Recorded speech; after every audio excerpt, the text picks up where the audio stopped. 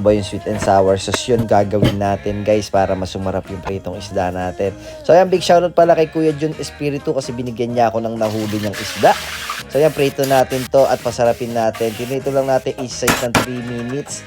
Then naghiwa na tayo ng bawang, sibuyas, carrots, bell pepper, yan, color green at color red. Kung anong kulay pa meron kayo, ilagay nyo na rin. Then, spring onion, pang topping sa atin mamaya. Yan po lahat na ingredients, basahin nyo na lang po. So, sautay natin tong carrots, sibuyas, at bell pepper. Set aside natin yung toppings natin. Then, sautay tayo ng bawang sibuyas at bell pepper. Then, tomato ketchup, suka. Dagdagan nyo na lang ng tubig, asukal at toyo para ganyan ang kulay. Then, paminta. Dagdag pa ng asukal at chili flakes para maanghang. Lagay natin yung piritong isda. So, yeah, ready na yan, guys. Ganyan lang. Tignan nyo naman yung sauce. Talagang mapaparami ang kanin nyo dyan, guys. Tignan nyo. Then, naglagay na lang ako ng toppings na spring onions. Then,